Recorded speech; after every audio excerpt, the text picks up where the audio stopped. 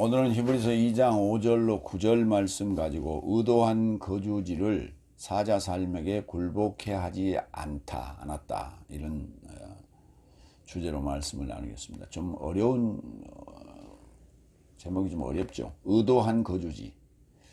이 거주지라고 하는 번역한 단어가 오이쿠메네입니다. 그 오이쿠메네를 오이코스, 오이케오, 거주하다 또는 오이코스, 집이라는 단어에서 이게 파생된 단어이기 때문에 거주지라 했고요. 번역 성경에서는 이걸 세상이라 하기도 하고 땅이라 하기도 하고 이렇게 막 중구난방으로 했고, 다른 단어 겹치는 거죠.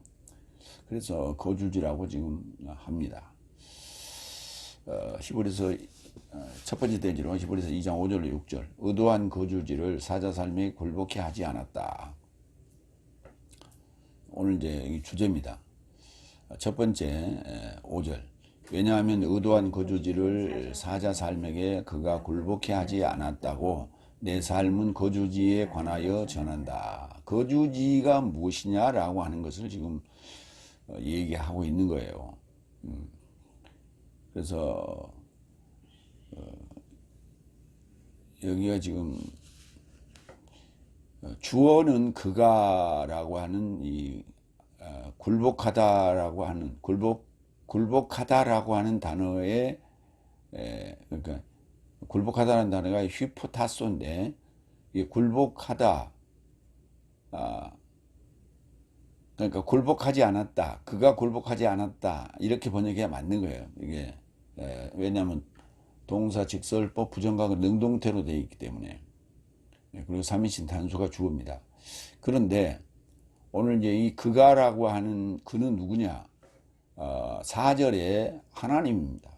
4절과 이제 5절의 연결인데 5절에 왜냐하면이 붙었거든요. 그래서 4절에 하나님이 그가가 되는데 굴복해 하지라고 하는 그런 표현은 이게 사역 동사가 돼요. 그런데 헬라어의 문법상으로는 사역 동사가 지금 표현이 없어요. 사역 동사 표현이 히브리어에는 히피령이라고 하는 히피령 능동태, 히피령 수동태 이게 사역형이 있는데 헬라어에는 사역형이 없어요. 그래서 그가 이제 하나님이 되기 때문에 굴복해 하지 않았다. 이렇게 이제 사역형 형식으로 번역을 하지 않으면 안 되었죠.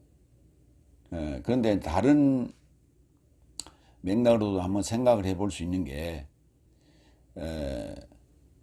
그는 단수고 그 다음에 의도한 거주지도 단수예요. 그런데 의도한 거주지가 목적격으로 되어 있다는 게 이제 여기서 걸린 부분인데 대개 이제 주어가 있고 또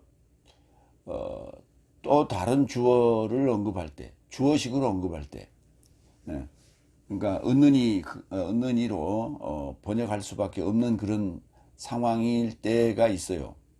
그래서 그럴 때는 이제 주로 소유격으로 이렇게 표현을 해서 그가 무엇인 그가 이런 식으로 표현하기도 하죠. 그런데 여기는 지금 목적격으로 되어 있다는 게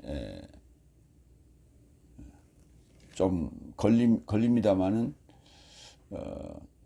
그게 이제 그가가 의도한 거주지도 될 수도 있다.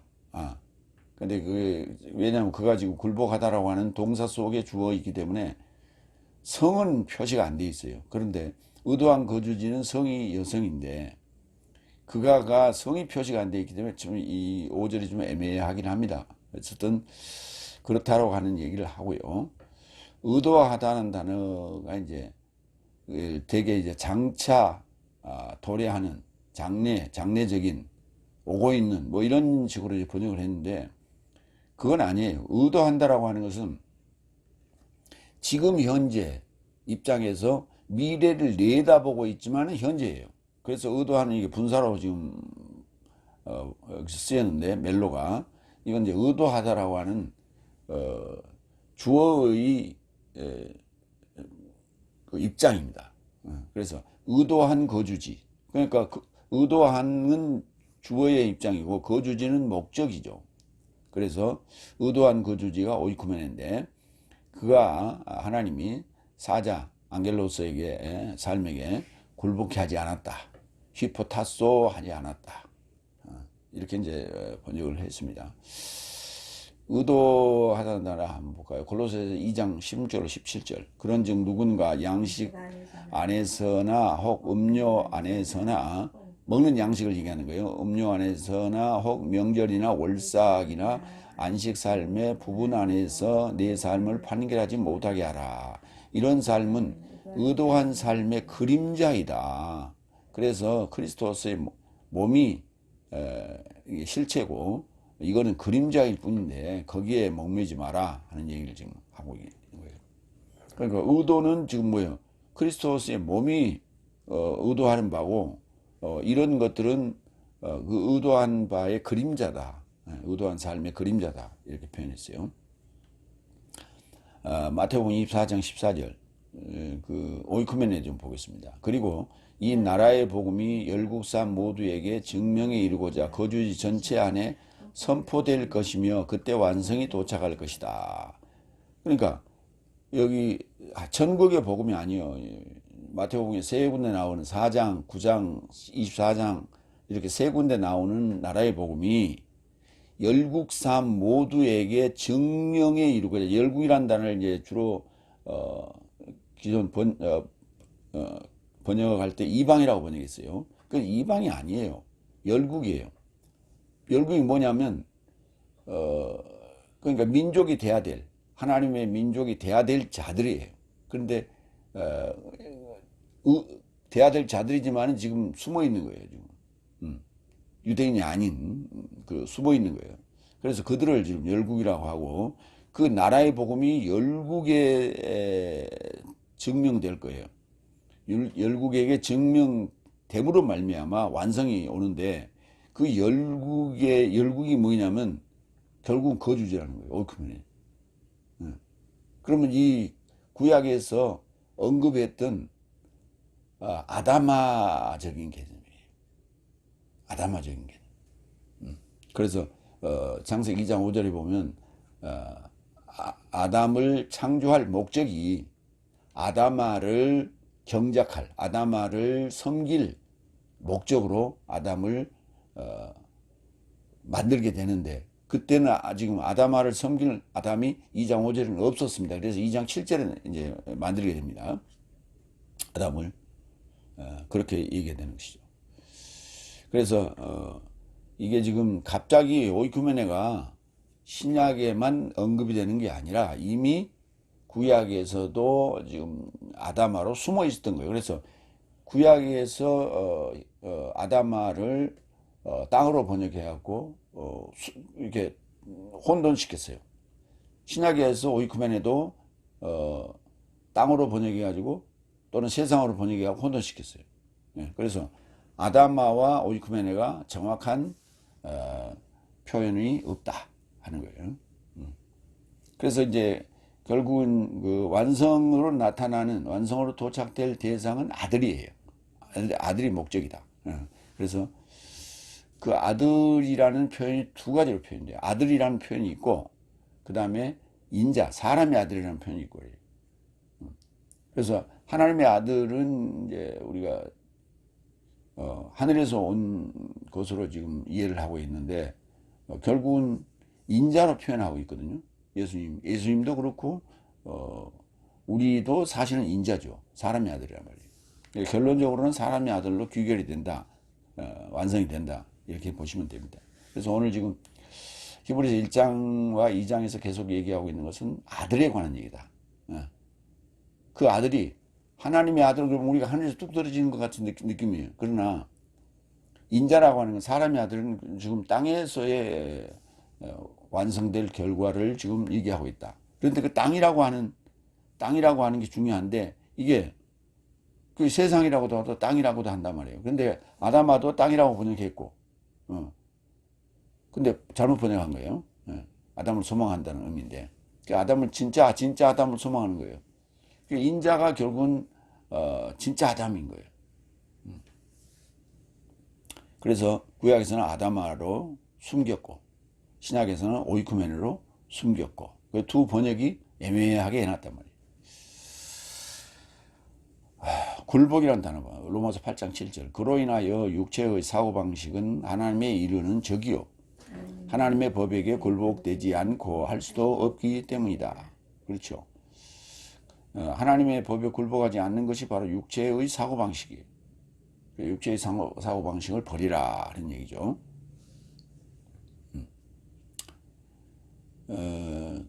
그 다음에 이제 컴마 찍고 내 삶은 거주지에 관하여 전한다. 그 부분이 거주지라는 단어가 중복에서 오이코메네가 쓰인 게 아니고 헤스라고 하는 관계대명사로 쓰였어요. 그래서 헤스가 관계대명사 소유격 여성 단수이기 때문에 오이쿠메네인 것이죠. 그래서 오이쿠메네에 관하여 베리 랄레오 전한다. 고린도전서 14장 9절로 11절 그 랄레오를 주로 말한다 뭐 그런 식으로 얘기했는데 말하다라고 하는 단어도 영어에 여러 가지 표현이 있듯이 헬라어에도 굉장히 많은 표현이 있다.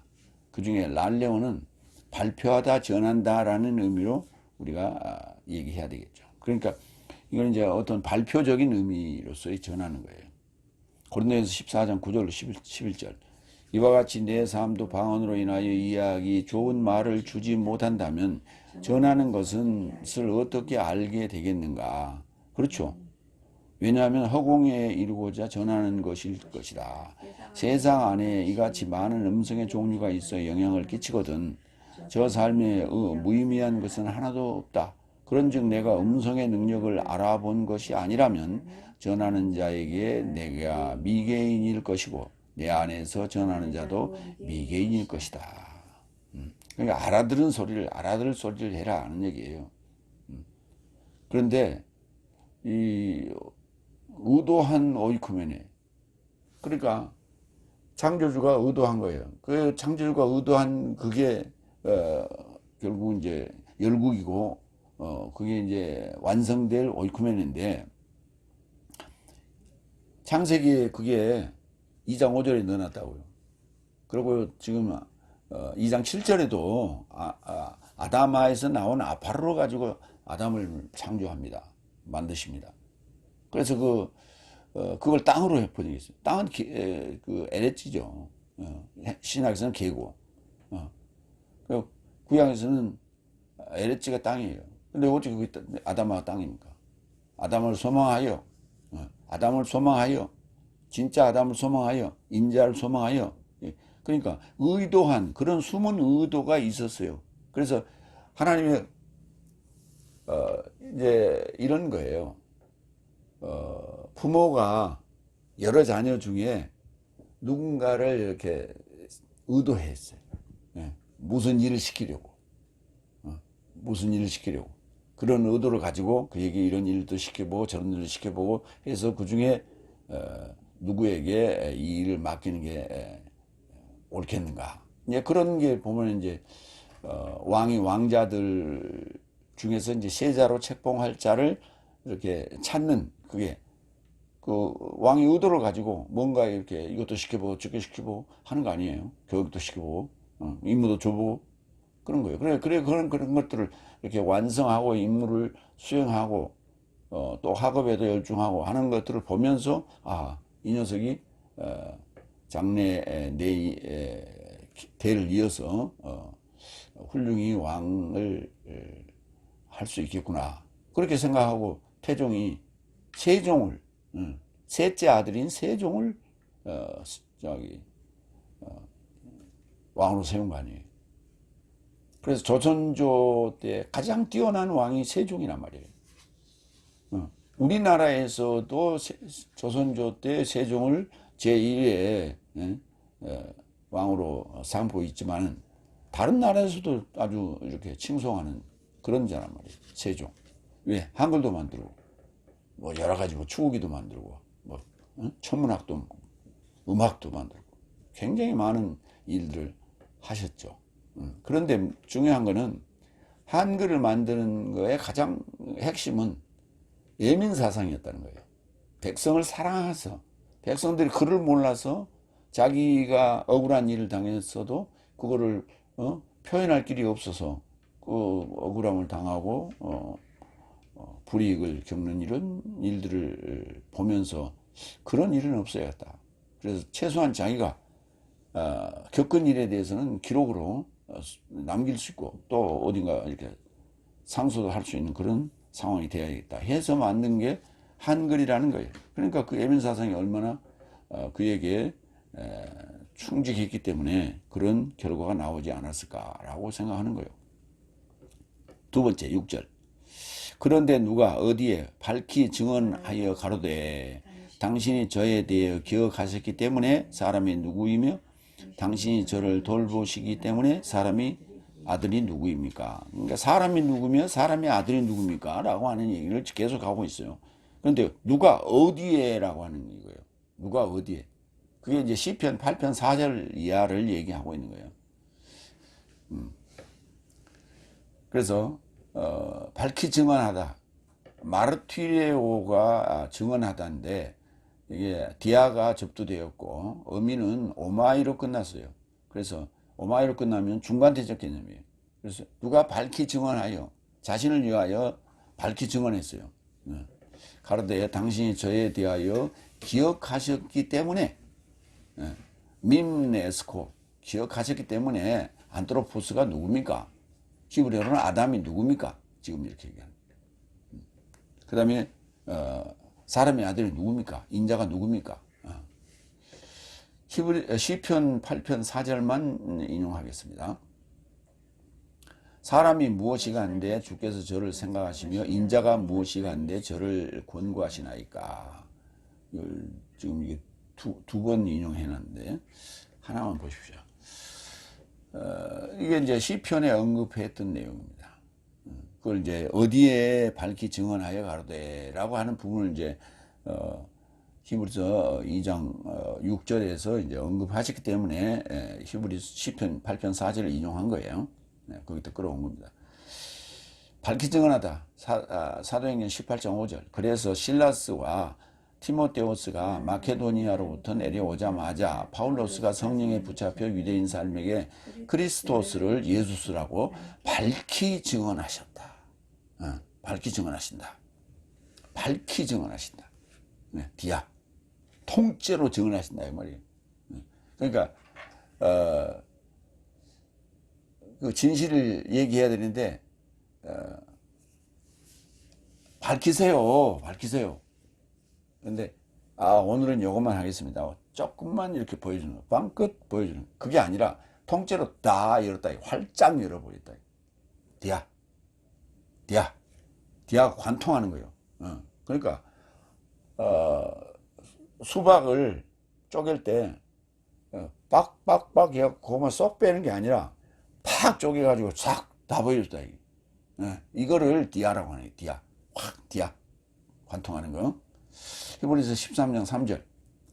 내 삶이 함께 결박된 것 같이 포로의 삶에 관해 내 자신도 몸 안에 있는 것 같이 학대받는 삶에 관해 기억하라. 기억해야 될 것들이 이제 중요한 것들이지. 포로 삶에 관해서 그 다음에 학대받는 삶에 관해서 기억해야 된다. 이런 걸 이제 기억하지 못할 때 우리는 이제 올챙이 때의 삶을 개구리가 기억하지 못한다. 이런 표현을 쓰죠.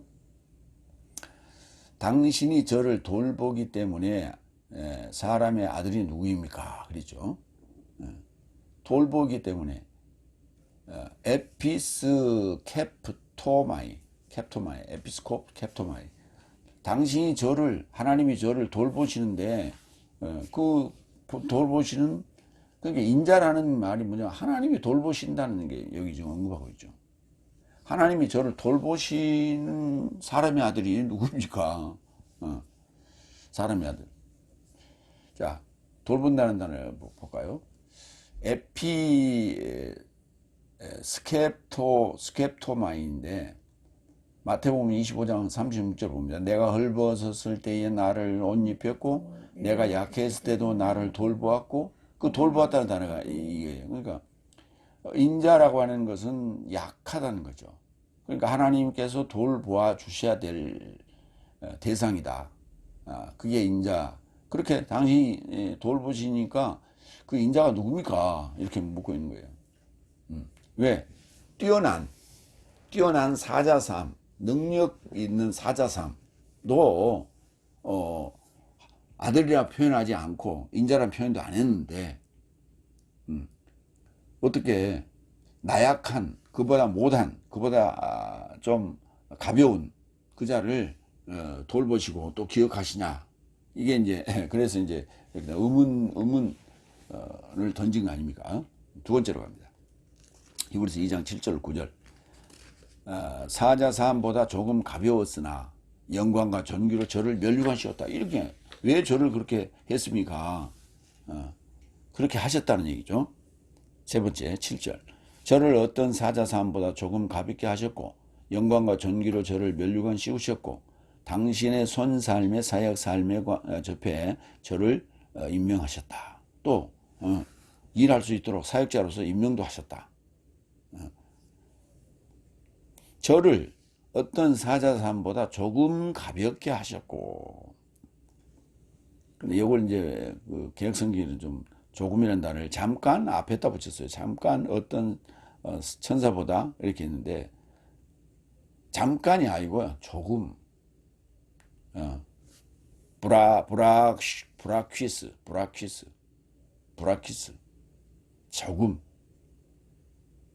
왜 아마 브레이크가 여기서 왔는지 모르겠어요. 잠깐 밟는 거. 조금 가볍게 엘라토 해서 엘라토 조금 사자성보다 그러니까 사자성보다 못한 그런 그러니까 지금 쉽게 얘기하면 이런 거예요.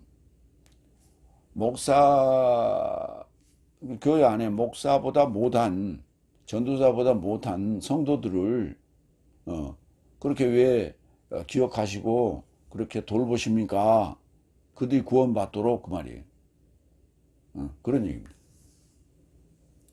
그러니까 이제 우리는 사자 삶을 훨씬 더 이렇게 칭송하고 위대하다고 느끼고 있잖아요. 그래서 저 양반은 뭐 구원은 뭐 따는 당상이 있다. 이렇게 우리가 일반적으로 생각을 하죠. 그런데 다섯째 날까지는 그 사자 삶이 굉장히 위대해 보여요. 그러나 여섯째 날, 일곱째 날의 사자 삶은 그렇게 위대해 보이지 않아요. 예수님이 오셨을 때 공생에서 3년 동안 사역하실 때 그렇게 위대해 보이지 않았잖아요. 그냥 무시하고 뭐 그냥 트집 잡으려고 하고 막 그랬잖아요. 그러니까 여섯째 날, 일곱째 날 사역자들은 그래요. 그래요. 뭐 자기가 뭐 이렇게 위대하다, 대단하다고 이렇게 과시하지도 않고 그렇습니다. 그렇지만 다섯째 날까지의 사자 삶은 그렇지 않다고요. 그래서 오늘 지금 히브리서가 여기서 언급하고 있는 사자 삶은 다섯째 날까지와 구분해서 지금 여섯째 날, 일곱째 날은 구분해서 지금 얘기하고 있다. 이렇게 보셔야 됩니다. 요한복음 6장 7절 필리포스가 그에게 답변하였다. 저 사자가 조금씩 취하더라도 200데나리온 삶의 빵이 저 삶에게 넉넉하지 않습니까? 200데나리온으로 산 정도의 빵이 저들에게 넉넉하지 않겠소. 근데 우리는 지금 돈도 없고 그런 상황 아닙니까? 지금 그렇게 예수님한테 얘기했단 말이죠. 오병이 기적 얘기죠. 요한복음 3장 30절 그는 성장함이 마땅하며 지금 세리온이 하는 얘기예요. 나를 가벼워짐도 마땅하다. 나도 가벼워짐이 내가 가벼워짐이 마땅하다 이런 얘기죠. 근데 목적격으로 써놨어요. 여기도 마찬가지. 나를 가벼워짐이 그러니까 그는 성장함이 마땅하며 나를 가벼워짐이 마땅하다. 내가 가벼워짐도 마땅하다. 그래야 되는데 나를 그래서 그거는 왜냐하면 그가 주어이기 때문에 이 본문에 마땅하다는 단어 두 번 지금 내가 언급했습니다만 한 번만 언급해야 맞아요. 그는 성장함이 그리고 나를 가볍게 함이 마땅하다. 예. 근데 이게 수동태로 썼어요. 짐이. 그리고 접속사가 있어 지금 가벼워짐도 마땅하다 이렇게 표현했는데 그래서 주어가 따로 한번 그는이 나왔기 때문에 내가 우리말에는 이렇게 하죠. 그는 성장함이 마땅하며 내가 가벼워짐도 마땅하다 이래야 맞지. 근데 근데 마땅하다는 단어는 한 번밖에 안 썼어요. 그렇기 때문에 마땅하다의 주어가 그는이에요. 그래서 주어가 그는이기 때문에 나도 이렇게 쓰지 않고 나도 하면 나도 주어가 되죠. 그러니까 나를 그렇게 표현한 거예요. 아까 지금 우리가 5절에서 나왔던 표현하고 좀 비슷하죠. 그 다음에 영광과 존귀로 저를 멸류관 씌우시고 영광과 존귀로 멸류관 씌우시고 어제 금관 신라의 금관 이제 왕들이 쓰는 거 아니에요. 그런데 금관이 발견됐는데 참 5기만 발견되고 그 나머지는 발견이 안 되기 시작해요. 법흥왕부터는 이제 산에다 산소를 묘를 쓰고 그 다음에 법으로 가지고 그 권위를 세우셨다. 그리고 이제 불교를 숭상했던 것으로 이제 넘어가더라고 보니까. 그런데 그 금관을 썼던 그거는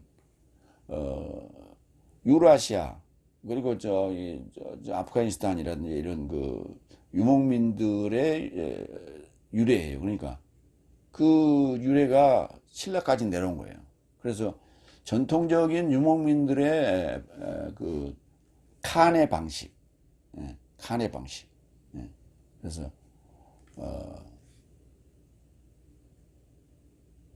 그 뭐 메리칸인가 뭐라고 하더라고요. 그 왕을 머리칸이에요. 우리말로 얘기하면 그걸 이제 한문으로 쓰다 보니까 그게 그렇게 됐는데 머리칸이에요. 그러니까 머리 왕이라고 왕 중에 왕이에요. 그 말이에요. 그 왕에게 이제 금관을 씌우는 그런 풍습이 있었는데 경주에서 발굴된 금관의 모양을 보니까 남자형도 있고 여자형도 있고 이렇게 한꺼번에 두 등에서 하나는 남자 하나는 여자 이렇게 그러니까 왕과 왕비 것이 발견된 것도 있고 그래서 크기도 좀 다르고 그 부장품도 남자 여자가 구분이 되어 있더라고. 그래서 이제 왕과 왕비는 씌우는데 그런데 또 어린아이 열 몇 살 정도 되는 아이의 것으로 추정되는 그런 조금만 관도 있어요. 그거는 뭐냐 보니까 그건 아마 세자 정도 되는 자에게도 관을 씌웠더라고요. 금관을. 그러니까 여기서 지금 하는 얘기가 그 말이에요. 세자에게도 저 별 볼 일 없는 친구에게도 아직 지금 미숙한자인데 영광과 존귀로 저를 멸류관 씌우셨다. 멸류관 씌웠다라는 단어가 뭐냐면 멸류관이 스테판이거든요. 스테파노스. 여기 이게 동사가 스테파노예요. 그러니까 스테파노스라는 멸류관이 스테파노에서 오는 거예요. 그러니까 이 스테파노라는 단어를 그냥 관 씌우다가 아니라 멸류관 씌우다라고 이렇게 번역을 해야죠. 저를 멸류관 씌웠고 당신의 손살매 사역살매 접해 손사역 삶으로 저를 임명하셨다. 카티스 테미 카타 아래에 세우셨다고 말이야. 아래에 세우셨다. 그러니까 지명했다, 임명했다 이렇게 되는 거죠. 그러니까 임명하고 지명할 때 위에다 놓고 위에다 이렇게 떠받들어 이렇게 하지 않지, 그렇게 하지 않잖아요. 그거는 우리가 추서했다 뭐 이런 표현을 쓰죠. 추서했다. 이렇게 추천해서 이렇게 서로 이렇게 당신이 하세요 그러고 이렇게 떠받들어 올리는 그런 것이고, 임명이나 지명은 윗사람이 아랫사람한테 임무를 주는 거죠. 그래서 아래로 세우는 거예요. 아래 세우는 거예요. 카타 히스테미 하는 거죠. 그래서 임명 또는 지명. 또 시편 8편 5절을 또 계속해서 인용합니다. 그를 하나님보다 조금 못하게 하시고 영화와 존귀로 관을 씌우셨나이다. 주의 손으로 만드신 것을 다스리게 하시고 만물을 그의 발 아래에 두셨습니다. 이제 인용구이기 때문에 이제 인용을 한 거예요. 그런데 그 인용구에 보면 히브리서에서는 뭐라 했어요? 저를 사자삼보다 조금은 가볍게 하셨고 그랬잖아요. 그런데 개정개혁에는 뭐라고 했냐면 하나님보다 조금 못하게 하시고 이렇게 번역해 놨어요. 그래서 그 단어가 뭐인가라고 가서 히브리 본문을 찾아보니까 엘로힘이에요. 멜로힘 앞에 맴이 붙었어요. 멜로힘.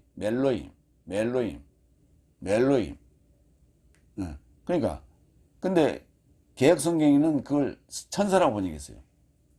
엘로힘이라는 단어를 거기에 보면 어떨 때는 천사라고 번역하고 어떨 때는 하나님이라고 번역했어요. 그래서 지금 히브리서 지금 설교할 때 제일 첫 번째 엘로힘과 데오스에 대해서 내가 비교해서 설명했잖아요. 그래서 하나님의 어떤 의도된 사역이에요. 그러니까 사역이니까 사자 삶으로 번역하는 게 맞죠. 사자 사역으로 번역하는 게 맞죠. 그래서 그랬기 때문에 그것을 신약에서 받아가지고 인용할 때 사자 삶이라고 하는 거예요. 안겔로스로. 엘로힘을 사자 삶으로 한 거예요. 그래서 그 삶이 사역이 끝나면 데오스로 바뀌는 거예요. 그래서 구약과 신약이 이렇게 복수와 단수로 연결되어 있다 하는 측면도 한 번 더 강조해서 말씀드립니다. 디모데후서 2장 5절. 그래서 만약 누구나 경계한다면, 적법하게 경계하지 않는다면, 그러니까 누군가 경계하는데 적법하게 경계하지 않는다면 멸류관 씌우지 못한다. 그 이제 경계한다면, 않는다면, 그렇게 이제 가정법으로 지금 두 군데 만약 쓰였어요. 그래서 그렇게 번역을 했는데, 이어서 번역한다면 이런 얘기예요. 만약 누구나 경계하는데 적법하게 경계하지 않는다면 멸류관 씌워지지 못한다. 이렇게 번역이 맞겠죠. 히브리서 24장 45절. 그러므로 절기 안에서 음식을 저 사람에게 줄 그의 가솔 돌보미에 접해 그의 주인이 임명하였으니, 주인이 임명하는 거예요. 그렇죠. 누가 믿음직하고 신중한 종이겠느냐. 그 신중하고 믿음직한 종을 주인이 가솔 돌보미로. 가솔 돌보미가 뭡니까? 대리인 또는 뭐라 그래요? 가정을 돌보는 집사 이런 거죠. 그러니까 그게 이제 뭐 유럽에서도 이제 그렇게 행해졌고 미국 같은 데서는 흑인들 그 노예들을 이제 관리하는 집사를 그 노예 중에서 그 충직한 자를 세웠죠. 그렇게 임명한다는 얘기예요. 네 번째 8절. 모든 삶을 그의 발삶에 속한 밑에 굴복시켰다. 오늘 이제 히브리 8장 5절 6절 얘기죠. 왜냐하면 저에게 굴복함 안에 있는 모든 삶을 놓아주고 저에게 불복하면 아무도 놓아주지 않았다. 이제도 내 삶은 저에게 굴복된 모든 삶을 아직 보지 못한다. 그러니까 넷째 날 다섯째 날도 이래 왔다는 거예요. 사자 삶을 통해서 굴복함 안에, 그러니까 굴복하면 놓아주고 불복을 하면 놓아주지 않았는데 이제도 이게 굉장히 중요한 얘기예요. 내 삶은 누구예요? 하나님이 될 수도 있고 지금 바울로스가 될 수도 있어요. 내 삶은 저에게 굴복된 모든 삶을 아직 보지 못한다. 진정한 굴복. 진정한 굴복은 아직 내가 보지 못한다. 누구를 얘기하는 히브리인들을 보고 하는 얘기예요. 다윗을 보고 하는 얘기예요. 그러니까 필요에 따라서 굴복했지. 왔다 갔다 한다는 얘기예요. 우리가 이제 뭐 검사들을 일컬어 이렇게 얘기하잖아요. 바람만 불어도 그냥 이렇게 넘어지는 신용을 한다는 거죠. 정권 따라서 방향계, 이 당이 잡으면 이쪽으로, 저 당이 잡으면 저쪽으로, 이런 식으로 움직인다는 거예요. 방향계처럼 움직인다. 그런 것이지, 과연 굴복이었느냐, 과연 불복이었느냐, 이렇게 얘기하고 있는 거예요. 모든 삶을 그의 발 삶에 속한 밑에 굴복시켰다. 발 밑에 굴복시켰다. 그럴 걸 왜 이렇게 복잡하게 썼습니까? 예. 히포카토예요. 그러니까 아래라는 단어가 카토인데, 발에 속한, 그러니까 발 밑에, 그럼 우리가 이제 발이 밟았을 때 이렇게 표현하는데, 발에 속한 밑에 더 지금 정확하게 표현한 거예요. 이런 얘기죠. 그러니까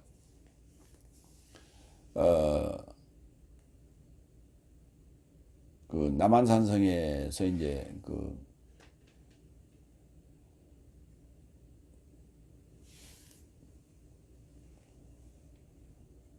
청나라 군대한테 이제 굴복하잖아요. 그래갖고 인조가 이렇게 머리를 9번 땅에 엎드리고 항복을 표시했죠. 그런데 그거는 청나라 왕 아래에서 한 거지 발 밑에서 한 건 아니잖아요. 발로 직접 밟았다는 얘기예요. 지금 이게 발에 속한 밑에 그 말이에요. 발로 직접 밟았다.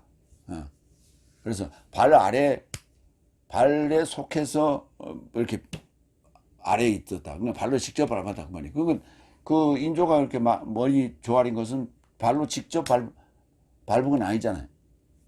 그래서 그건 그냥 땅 아래서 저기 재단 밑에서 단 밑에서 굴복 행위를 한 거예요.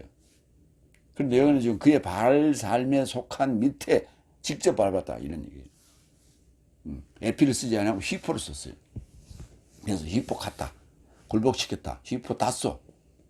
그러니까 히포 탔소도 굴복시켰다. 그 다음에 속한 밑에도 히포 카토 이렇게 표현. 히포라는 단어를 앞에다 접두해가지고 강조했다. 그렇게 보시면 됩니다. 마가복음 7장 28절. 그녀가 답변하여 그에게 말하되 네 주여, 왜냐하면 상에 속한 아래에 놓인 강아지 삶도 훈육아 삶의 부스러기로부터 먹습니다. 가나안 여인이 했던 얘기예요. 상에 속한 아래, 상 바로 밑에 그 말이에요. 상 바로 밑에, 상의 바로 밑에 이렇게 엎드려 있는 그 강아지 삶도 훈육아 삶의 부스러기로부터 먹습니다. 주워 먹습니다. 내가 지금 강아지요, 그러니까 좀 주세요. 이렇게 지금 얘기한 거예요. 그러니까 유태인이 아니면 내가 줄 수가 없다. 자녀가 아니면 줄 수가 없다. 이렇게 얘기하니까 강아지도 좀 얻어 먹잖아요. 그러니까 날 강아지로 생각하고 좀 주세요. 이렇게 한 거예요. 그리고 예수님 두 손 두 발 다 들어버렸어요. 그러니까 가나안 예수님이 지금 이 대화 중에 항복을 한 지금 이 사건 중에 하나예요. 예수님께서 굴복한 장면이에요. 나 졌다. 나 두 손 두 발 다 들었다. 이렇게 된 거예요. 그러니까 자신을 최대한 낮춰버리니까 상대가 두 손 두 발 다 들어버리는, 상대가 이긴 건데 결국은 징계된 거예요. 알았어 줄게 이렇게 된 거예요. 누가복음 10장 17절. 그리하여 70삶이 기쁨과 결합하여 돌아와 말하되 주여, 귀신 삶도 주의 이름 안에 있는 내 삶에게 굴복됩니다. 굴복됩니다. 이런 얘기죠. 히포타소. 이어서 왜냐하면 저에게 굴복함이 계속 굴복이라는 단어가 계속 나옵니다. 굴복함 안에 있는 모든 삶을 놓아주고 아피엠이 저에게 불복하면 아니 포타크토스 아니라고요. 불 복종하지 않는다고. 아니에요 원래. 이게 부정접두사 알파가 아니에 그 알파만 그냥 쓴 거예요. 근데 이거는 다 썼어요. 포탁토스 복종하지 않는 거죠.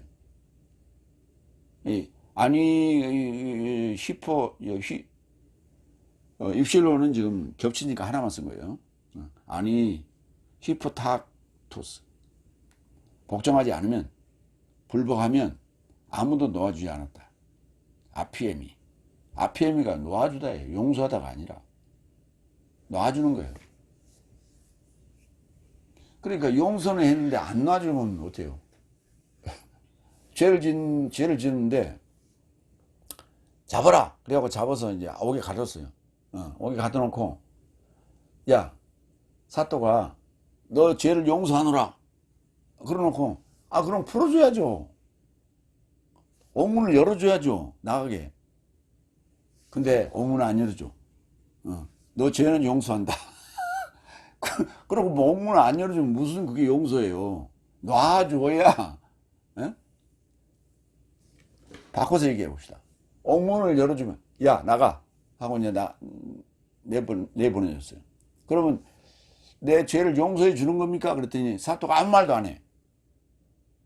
그런데 야 집에 가라고 그런단 말이에요. 그러니까 진짜 용서한 거예요? 안 한 거예요? 가면서 이렇게 얘기한단 말이에요. 그러면서 갔어요 집에. 근데 다시 안 부르거든. 그러면 용서한 거예요? 했죠.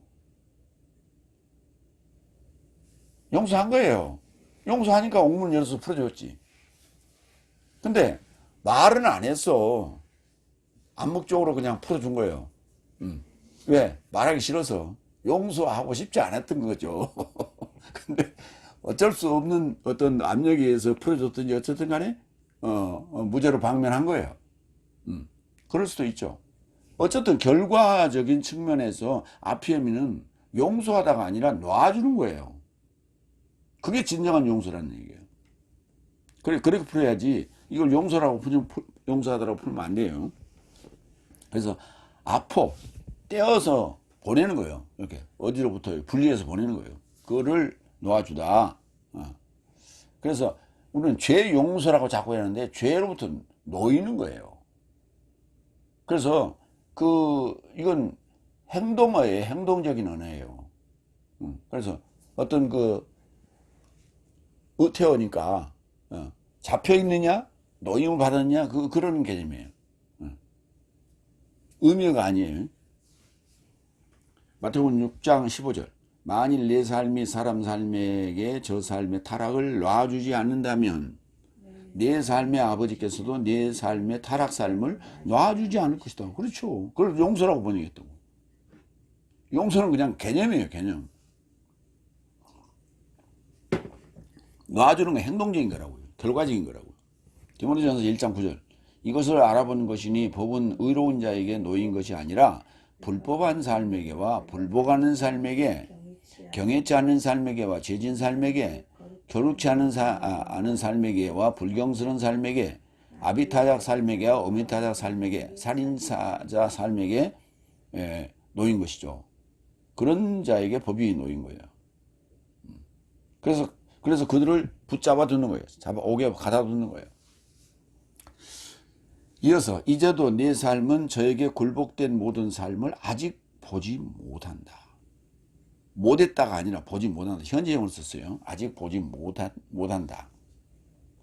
아직 보지 못한다. 아직 후포에서 이게 우포가 우와 포의 합성어인데 포가 아직 아니다. 아직 아니다. 아직 못했다. 아직 아니다. 호로면 본문 쓰인 거예요. 호라오예요. 보지 못했다. 환상적으로 내가 진짜 그런 자를 환상적으로 보지 못했다고. 마태복음 16장 9절. 아직도 깨닫지 못하느냐. 예, 아직도 못하느냐가 이게 후포예요. 우포예요. 아직도 깨닫지 못하느냐. 5천 삶이 5방 삶을 먹고 몇 바구니를 취했는지도 기억하지 못하느냐. 예, 그때 우포가 쓰였어요. 마태복음 24장 30절. 그리고 그때 하늘 안에 하나님의 아들의 표적이 비춰질 것이며 그때 땅의 지파 삶 모두가 통곡할 것이며 능력과 많은 영광이 결합하여 하늘의 구름 삶에 접혀오는 사람의 아들을 저 삶이 볼 것이다. 그때 그 보다는 단어가 호라우예요.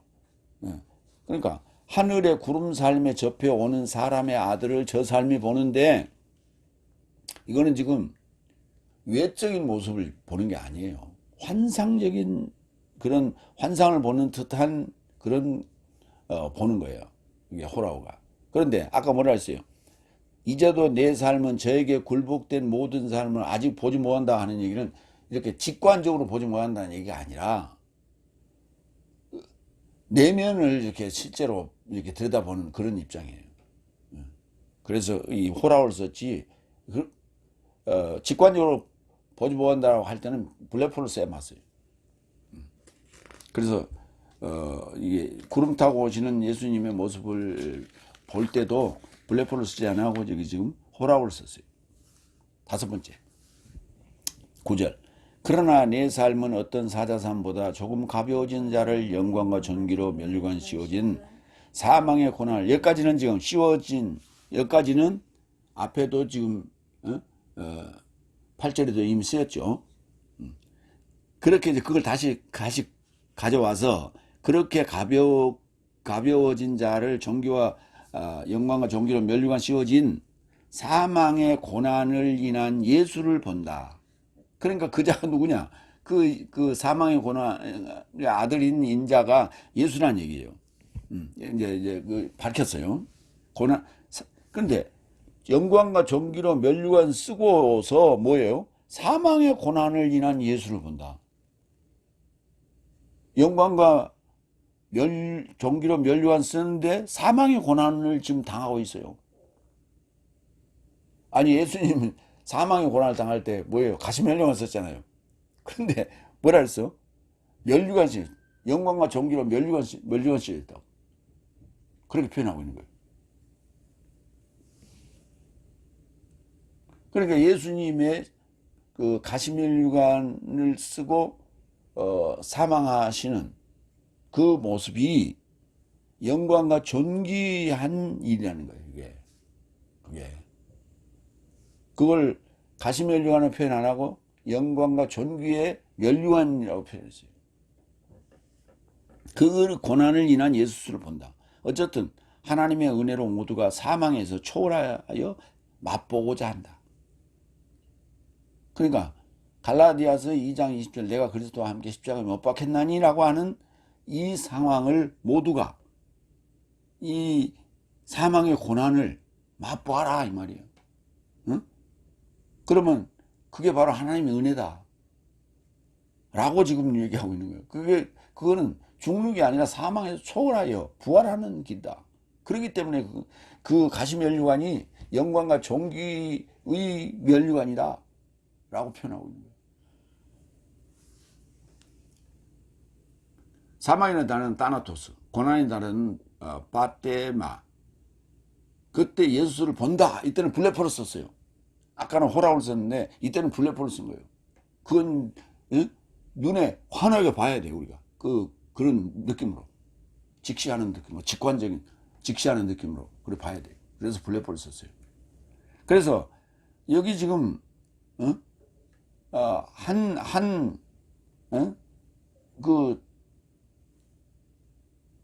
뭐 8절과 9절이지만은 절이 바뀌었지만은 호라우를 쓸 때가 있고 블레포를 쓸 때가 있다. 둘 다 본다는 단어예요. 근데 직관적으로 보는 거는 블레포, 환상적으로 보는 건 호라우. 구름을 타고 오는 거는 직관적으로 보는 게 아니라니까. 근데 사람들은 그렇게 올 거라고 하늘 쳐다보이는 거예요. 사도행전 2장 24절. 하나님은 그를 사망에 의해 붙잡힐 수 없었기에 사망의 고통 삶을 풀어 일으켜 세우셨다. 그렇잖아요. 그러니까 영광과 존귀로 면류관 씌우신 그 가시면류관을 쓰고 사망을 해서 초월하시는 거예요. 사망의 고통을 풀어 일으켜 세우셨다. 그냥 두지 않았다. 그냥 두지 않았다. 그러니까 아까 그를 기억하고 돌보시는 그 사람과 인자가 누구십니까? 라고 하는 표현입니다. 그래서 이제 9절에서는 예수트다, 예수다라고 하는 거예요. 그러니까 예수스라고 하는 이 구원자. 근데 예수가 구원받은 거예요. 예수가 구원자예요. 예수가 구원자예요. 예수가 구원받은 게 아니에요. 우리는 예수님이 십자가에 죽고 부활하신 것만 칭송을 해. 그러면 그게 그 칭송하는 그 상황을 보면 예수님이 구원받은 거야. 그게. 그럼 예수님이 구원받았으니까 우리도 좀 데려가세요. 이 말이에요, 지금. 이렇게 믿고 있는 거예요, 지금. 다섯 날은. 예수스는 구원자인데, 예수스가 부활하고 죽고 부활하는 것은 십자가에 사망하시고 부활하신 거는 나를 구원하는 거라고요. 나를. 그러니까 내가 그 상황에 같이 거기 동참해야 되는 거예요. 그래야 내가 구원을 받을 수 있는 거예요. 그런데 예수님은 구원자로 오셨는데 예수님이 십자가에 죽고 예수님이 부활하신 그것만 칭송하고 있어. 아유, 잘했습니다.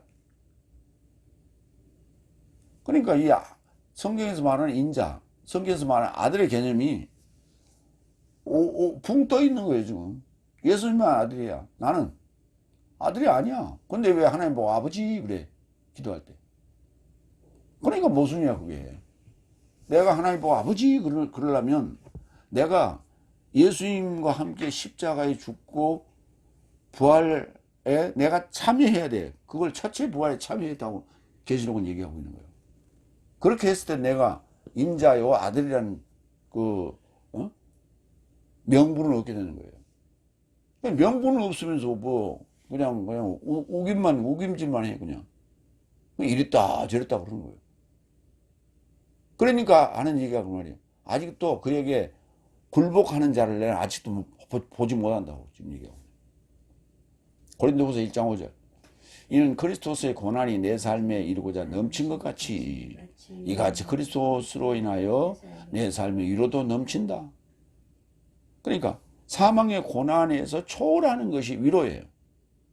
그러니까 고난 사망의 아니 뭐 물질적으로 시험 받아서 또는 뭐 건강적으로 시험 받아서 그 받는 고난을 고난이라고 하지 말라. 그건 고난이 아니요. 그건 고난이 아니라고. 그리스도스의 고난이라는 고난은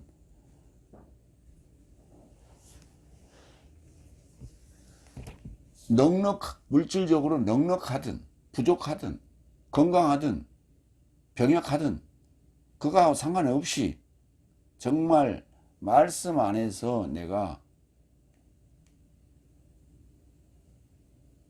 닷새 날에 대해서 모반하고 그때의 심정은 어떤 줄 아세요? 죽을 지경이에요. 왜? 외톨이가 되는 심정. 외톨이가 되는 심정. 정말 아무도 내 주변에 내 우군이 하나도 없는 것 같아. 그런 심정입니다. 그게 바로 십자가에 동참하는 거예요. 그거는 빈부, 노소, 건강한 자, 병약한 자 아무 구분이 없는 거예요. 누구나 그런 거예요. 그 상황을 우리가 초월해야 돼요. 그래서 고난이 내 삶에 이루고자 넘친 것 같이 이같이 그리스도스로 인하여 내 삶이 이루도 넘친다. 이제 파울로스가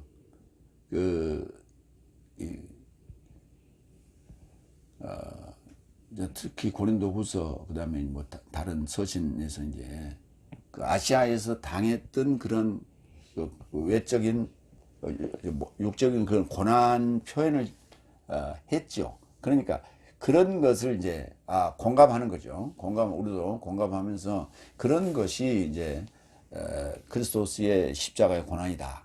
이렇게 자꾸 갖다 붙이려고 자꾸 그래요. 그러면서 그 고난, 육체적 고난을 가지고 내가 십자가를 졌다 이렇게 간주하는 거예요.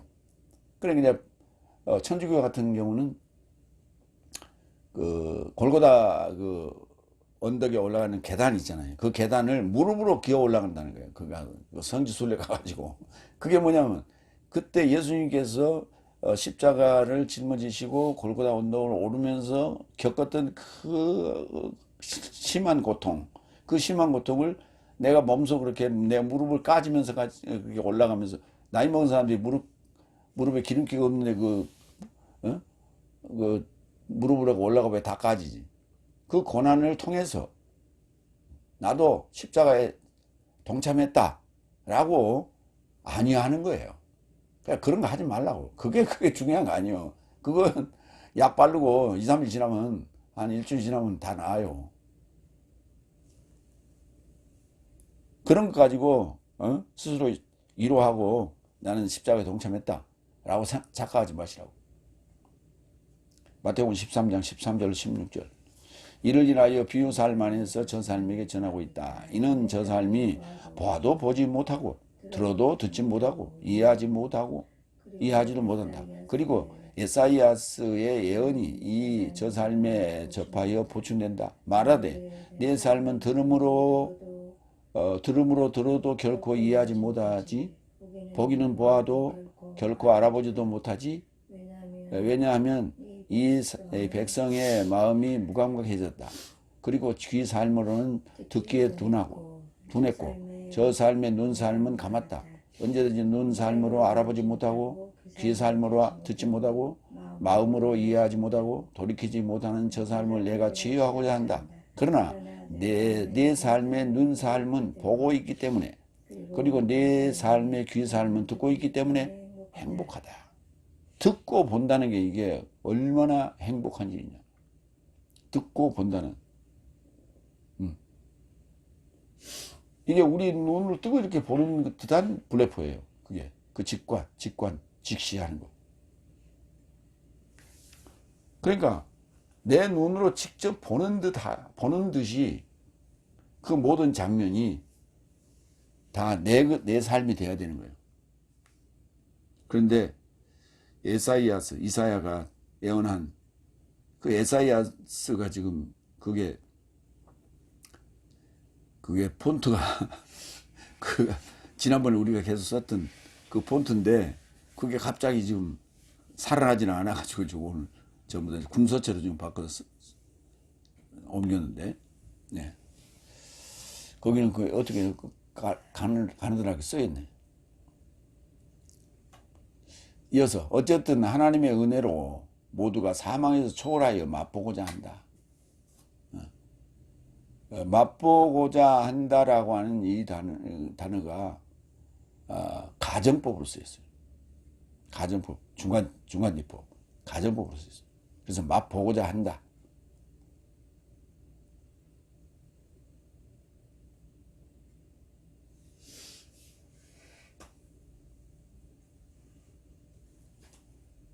그래서 이제 지금 가정법으로 쓰여서 이제 이거를 맛보고자 한다 이렇게 번역했고, 그 다음에 마태복음 13장 14절에 네 삶은 들음으로 들어도 결코 이해하지 못하지.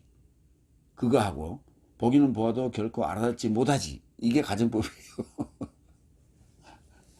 가정법이 참 어려워요. 이게. 가정법이니까 이렇게 써야 맞죠. 만약 뭐뭐 하지 않는다면, 뭐뭐 한다면 이래 봤는데 이건 지금 그 가정법으로 한다면 내 삶은 들음으로 들어도 결코 이해하지 못한다면 그렇게 쓸 수가 없잖아요. 그래서 가정법으로 약간 조롱조롱 이렇게. 내 삶은 들음으로 들어도 결코 이해하지 못하지. 보기는 보아도 결코 알아듣지도 못하지. 이렇게 번역했다는 점을 참고해 주시기 바랍니다. 그런데 여기도 지금 그렇게 했어야 맞는데 그게 아니고 이제 가정법적인 개념으로 어쨌든 하나님의 은혜로 모두가 사망에서 초월하여 맛보고자 한다. 이렇게. 로마서 5장 1절 2절. 그런즉 내 삶은 믿음에서 의롭게 되어 내 삶의 주 예수 그리스도로 인하여 하나님을 향하여 평화를 가진다. 그로 인하여 내 삶은 이 은혜에 이르고자 믿음으로 접근함도 가진 것이니 믿음 안에 선 것이요 하나님의 영광의 소망에 접해 자랑한다. 내 삶은 이 은혜에 이르고자 믿음으로 접근함도 가진 것이니 믿음 안에 선 것이다. 그러니까 은혜를 내가 받았다, 은혜를 입었다라고 하는 것은 믿음 안에 있는 거예요. 믿음 안에 있는 거예요. 믿음 안에 있다는 말은 무슨 말이에요? 그 하나님의 통치 아래 있다 그 말이에요. 그분의 영역 안에 있다. 그분의 우산 아래 있다. 그게. 그래서 이제 로마서 5장 21절 내가 늘 인용하는 거예요. 은혜라는 단어 나오면 이는 죄가 사망 안에서 통치한 것 같이, 죄가 통치했던 것 같이 은혜도 이같이 내 삶의 주 예수 그리스도로 인하여 내세의 생명이 이루고자, 목적이 있어요. 그거예요. 이루고자 의로 인하여 통치하는 것. 그게 은혜예요. 은혜는 그냥 우산 아래에 비만 이렇게 가리우는, 비만 가리는, 우산 씌워주고 비 맞지 않게 해주는 것만이 은혜가 아니라 내세의 생명에 이르고자 의로 인하여 통치하는 거예요. 불의로 통치하는 게 아니라 의로 인하여 통치하는 거예요. 그러니까 반드시 의로 인하여 통치해야 돼요.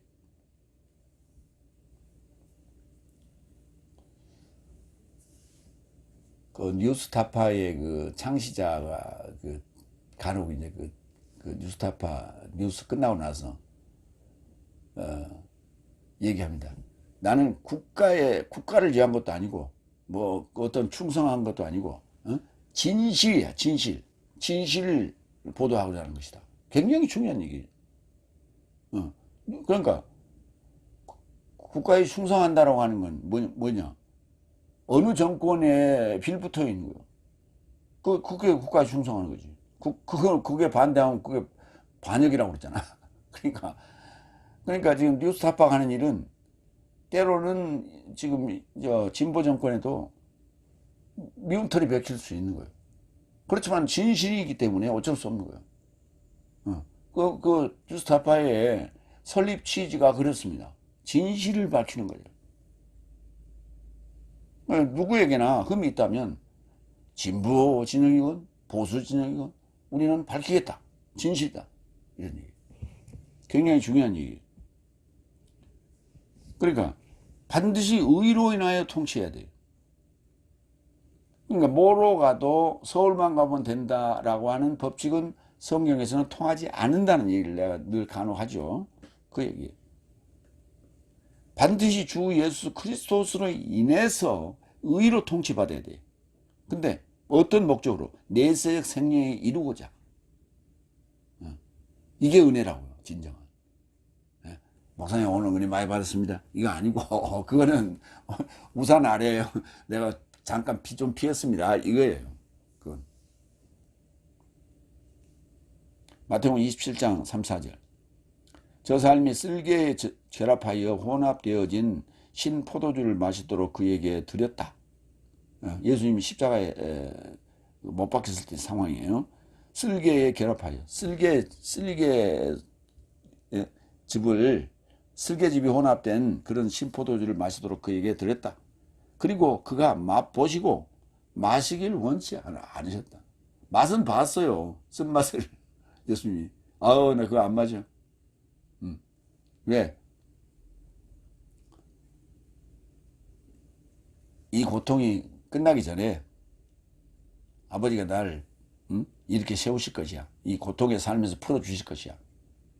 그러니까 이건 지금 쓸개가 그 혼합된 신포도주를 마시면은 무슨 말이에요? 그걸 왜 마시게 했어?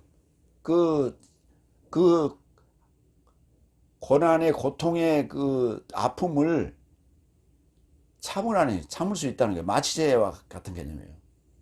그래서 그걸 좀 어?